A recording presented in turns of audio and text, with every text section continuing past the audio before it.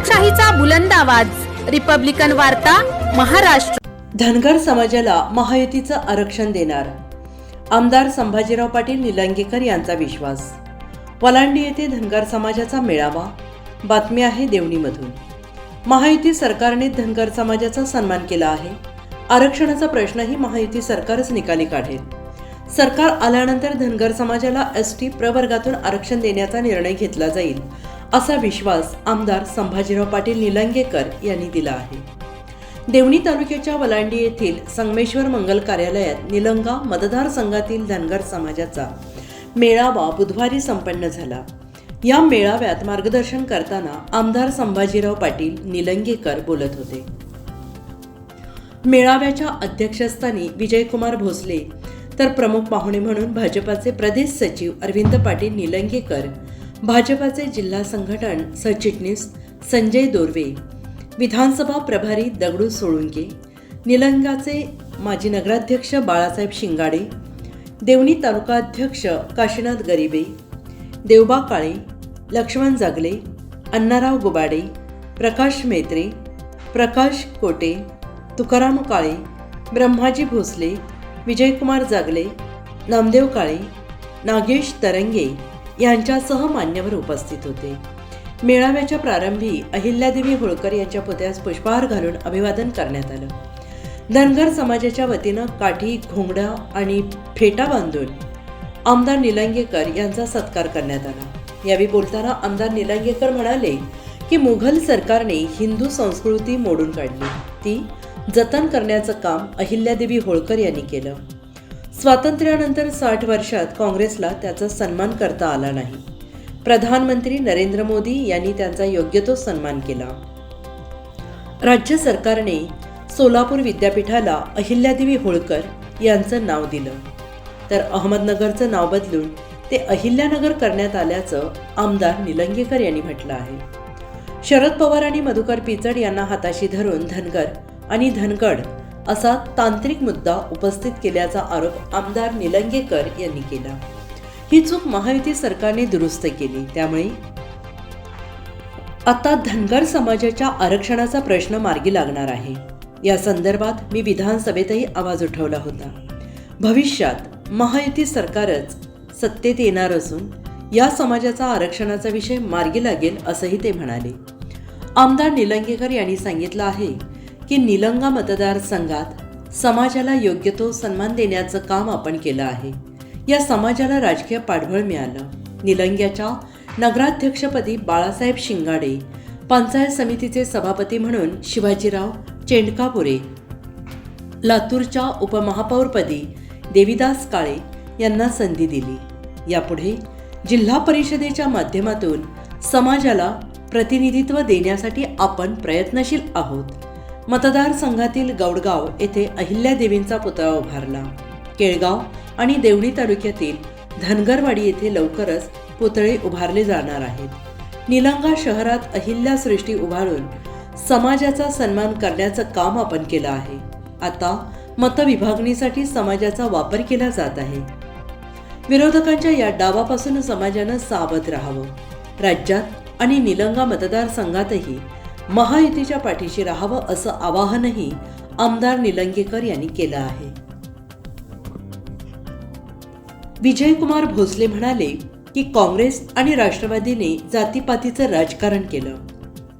त्यांनीच धनगर आणि धनगड असा तांत्रिक वाद उपस्थित करून आरक्षणाचा प्रश्न जटिल करून टाकला। भाजपाच्या नेतृत्वातील सरकारने त्यात दुरुस्ती केली आहे। महायुती सरकारच समाजाला आरक्षण देऊ शकतं, त्यामुळे समाजानं महायुतीच्या पाठीशी राहावं, असं आवाहन त्यांनी केलं आहे। नामदेव पाटील आणि बाळासाहेब शिंगाडे यांचीही यावेळी भाषणे झाली। कार्यक्रमाचे प्रास्ताविक मुरलीधर अंसुले यांनी केलं, तर या मेळाव्यास निलंगा मतदारसंघातील धनगर समाज बांधव, भाजपाचे पदाधिकारी, कार्यकर्ते आणि नागरिकांची मोठ्या संख्येनं उपस्थिती होती। आपल्या आजच्या कार्यक्रमाचे अध्यक्ष माननीय विजयकुमारजी भोसले साहेब, तुम्हा सर्वांना आश्चर्य वाटेल बरं का, ह्या माणसाचं आजचं हे त्यांच्या आयुष्यातलं पहिलं भाषण होतं. कधी भाषण नाही केलं, कधीच नाही. जे त्यांनी बोलले हे मुखातून नव्हतं, हे हृदयातून होतं या माणसाचं. आमचे कोरे दादा, त्याचसोबत व्यासपीठावर उपस्थित असलेले तुकारामजी काळे, विजयकुमारजी बोरोळे, प्रकाशजी मेहत्रे, ब्रह्माजी भोसले, बाळासाहेब शिंगाडे, शांतू पाटील, ज्यांनी कार्यक्रमाचं प्रास्ताविक केलं, नामदेवजी पाटील. मी आता व्यासपीठावर असलेले सर्वच मान्यवर, समोर असलेले वडीलधारी मंडळी, तरुण मित्रांनो, काही बोलण्याच्या पूर्वी आपल्या जीवनामध्ये एक आदर्श व्यक्तिमत्व असतं. मी एक धार्मिक आणि आपल्या हिंदू संस्कृतीची परंपरा मानणारा कार्यकर्ता, आणि आपल्या देशावर मोगलांचं राज्य होतं. या मोगलांच्या त्या काळामध्ये ही आपली हिंदू संस्कृती त्यांनी मोडीत काढण्याचा प्रयत्न केला. पण ह्या देशामध्ये अशा व्यक्तिमत्वाचा जन्म झाला की जी मोडीत काढण्याची जी परंपरा होती त्याला परत जिवंत ठेवण्याचं काम जर कोणी केलं असेल तर पुण्यश्लोक अहिल्या माता यांनी केलं. त्यांच्या चरणी नतमस्तक. समाजाला तुझ्या मताने तू फक्त फिरतो, आपल्याला मत विभाजन करण्यासाठी फिरतो, असं करू नकोस. या माणसाने, भाजपने ज्याला उमेदवारी दिली आहे, हा माणूस आपल्या समाजासाठी लढतो. मी देशातल्या मोदी साहेबांचं काम सांगितलं. मी आपल्या सर्वांना राज्यामध्ये आपल्या राज्य सरकारने घेतलेले निर्णय सांगितले.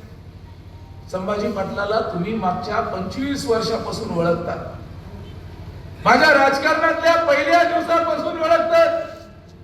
कुठेच माऊली, माऊली कधीपासून ओळखतात? 25 वर्ष झाले. आम्ही जवळ एकत्रित काम केलं. माझी पहिली निवडणूक, माझ्या आयुष्यातली पहिली निवडणूक मी आपल्या नेतृत्वाखाली जी उभा केली ती होती पंचायत समिती जिल्हा परिषदची. पंचायत समिती आपल्या ताब्यामध्ये आली, महाविकास आघाडीच्या ताब्यामध्ये आली. पहिला सभापती संभाजी पाटील यांनी पंचायत समितीवर कुणाला बसवला? किती जणांना माहिती? कोण आहेत पहिले सभापती? निलंग्याच्या इतिहासामध्ये पहिल्यांदा धनगर समाजाचा सभापती झाला ते म्हणजे चंद्रापुरे सर. माझ्या राजकारणातलं पहिलं पद जर कुणाला दिलं असेल तर ते आपल्या समाज बांधवाला दिलं. चंद्रापुरे सरांना त्या पदावर बसलं.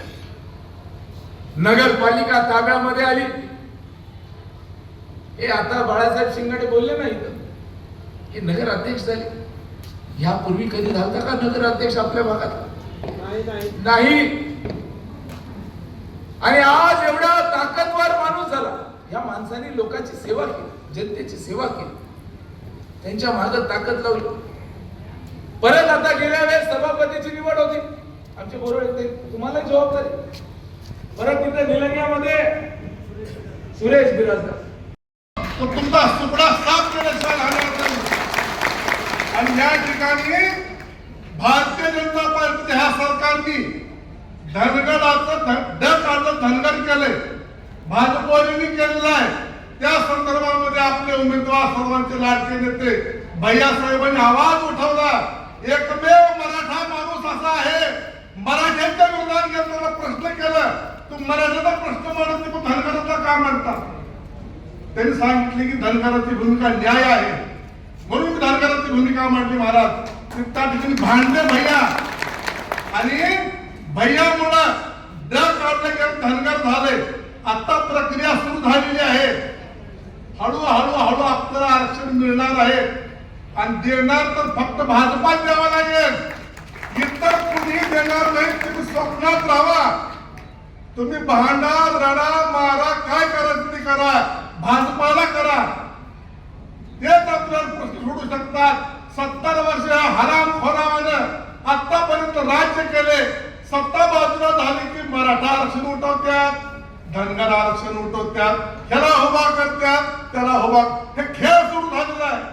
आणि हा समाज ज्याच्या पाठीशी एक संघ राहील तो उमेदवार निवडून येईल एवढी आपली ताकद आहे. आपण कमी समजायचं नाही. केला आणि खऱ्या अर्थाने हा समाज एस टीमध्ये एस टीमध्ये जायला पाहिजे होता. हे ज्या गोष्टी काँग्रेस राष्ट्रवादीने केल्या त्याच्यामुळे आज हा समाज वंचित राहिलेला आहे. या समाजावर अन्याय मागच्या 60 वर्षापासून काँग्रेस पक्षाने राष्ट्रवादीने केलेला आहे. आजपर्यंत देशभरामध्ये जर पाहिलं आपण 70 वर्षामध्ये अहिल्या मातेंचा सन्मान कुठंच काँग्रेस पक्षाने केला नाही, पण मोदी साहेबांनी त्या ठिकाणी भूमिका घेतली. राज्य शासनाने आज आपण जर पाहिलं की सोलापूर विद्यापीठाला नाव दिलं, जिथं अहिल्यामातांचा जन्म झालेला अशाही ठिकाणी अहमदनगर नगरीला अहिल्यामातांचं नाव दिलं. आणि समाजाचे जो एक छोटासा जो त्याच्यातला अंतर होता, काही सर्टिफिकेट देण्यात आले, हे सर्टिफिकेट भाजपवाल्यांनी दिले नाहीत तर हे काँग्रेसवाल्यांनी दिले. त्याला रद्द करण्याचं काम माननीय एकनाथ शिंदे साहेब, देवेंद्रजी आणि अजितदादांनी केलं.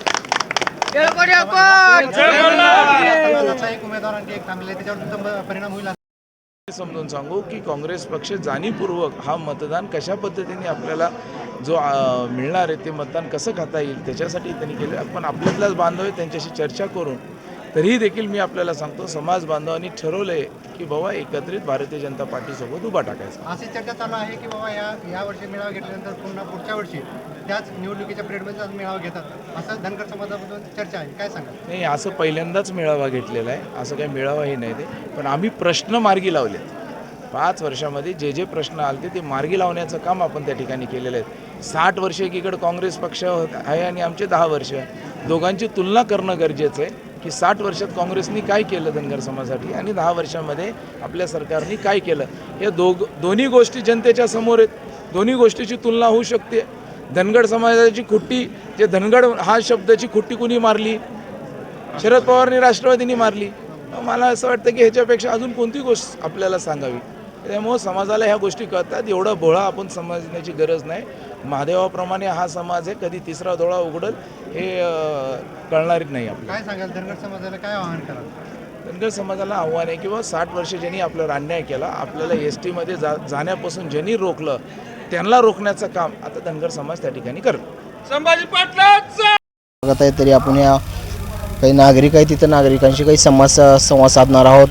तर काय नाव आहे तुमचं? सर मनोज विजयकुमार सूर्यवंशी, राहणार आंबुलगा बुद्रुक, तालुका निलंगा, जिल्हा लातूर. येणाऱ्या विधानसभेमध्ये हे आता भरपूरसे असे चेहरे मैदानात उतरलेले आहेत.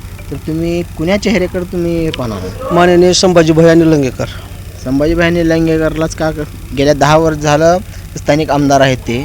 गेल्या 10 वर्षानं त्यांनी सत्तेवर आहेत. तर तुमच्या गावाकडे काही विकास कामे झाली का त्यांच्याकडून? आमच्या गावामध्ये जेवढे विकास कामं संभाजी भैयाने केले तेवढे कोणीही करू शकलं नाहीत. तरी आम्ही आमच्या आंबुलगा मतदारसंघ बहुमतानं संभाजी भैया पाटील निलंगेकर यांच्या पाठीशी उभा राहणार आहे आणि आम्ही स्वतः पण राहणार आहे. अजून एक नागरिक आहे, त्यांच्याशी संवाद साधणार आहोत. तुमचं काय नाव मामा? बालाजी विश्वनाथ मेकरे. तुमचं काय मत आहे? संभाजी भैयाच संभाजी भैयाचं काय कामं केले संभाजी भैया? पूर्ण कामं केलं 100%. आंबुलग्यात रस्ते, समाज मंदिर, शाळा, दवाखाना. तर इथे नागरिकांचं म्हणणं आहे की संभाजी भैया हे 10 वर्षांमध्ये भरपूर असे कामं केलेली आहेत. आंबुलगा गाव हे सगळं संभाजी भैयालाच मतदान देणार आहे. तर आपण अजून चालू घडामोडी बघण्यासाठी अजून काही नागरिक आहेत त्यांच्याशी काही संवाद साधणार आहोत.